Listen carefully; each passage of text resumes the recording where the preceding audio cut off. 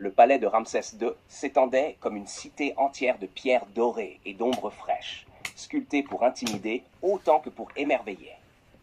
Les colonnes peintes de bleu lapis et d'ocre semblaient soutenir un ciel intérieur, et chaque couloir menait vers une promesse de silence ou de pouvoir.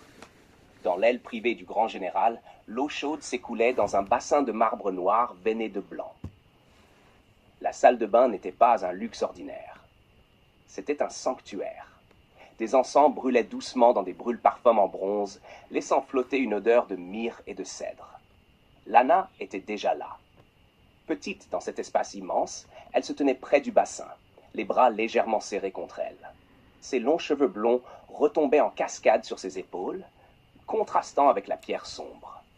Ses yeux bleus suivaient les gestes précis des serviteurs qui disposaient les linges. Le grand général Mermpa entra. Il ne marchait jamais vraiment. Il occupait l'espace. 2,90 m de discipline, d'armure retirée et de silence pesant.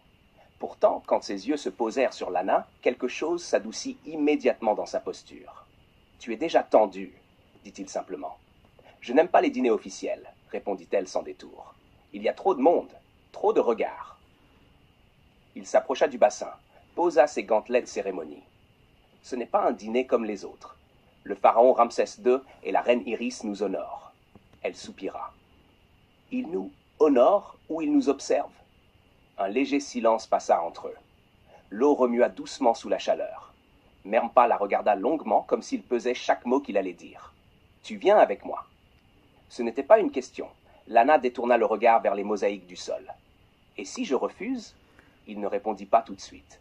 Quand il le fit, sa voix était basse, contrôlée. « Tu ne refuses pas ce genre d'invitation. » Elle serra les dents. « Tu sais très bien que je déteste les foules. »« Je sais. » Il s'approcha encore, assez près pour que sa présence remplisse tout l'espace autour d'elle sans la toucher. « Mais tu es l'épouse du grand général des armées de Ramsès. Et ce dîner est politique. » Lana releva les yeux vers lui, ses pupilles brillantes de frustration. « Politique ? Politique ? Et moi dans tout ça ? Je suis juste un accessoire. » Cette fois, son regard se fit plus doux. « Non. » Un mot simple, presque tranchant par sa sincérité. Il ajouta plus bas. « Tu es la seule chose que je ne peux pas me permettre de perdre. » Le silence changea texture.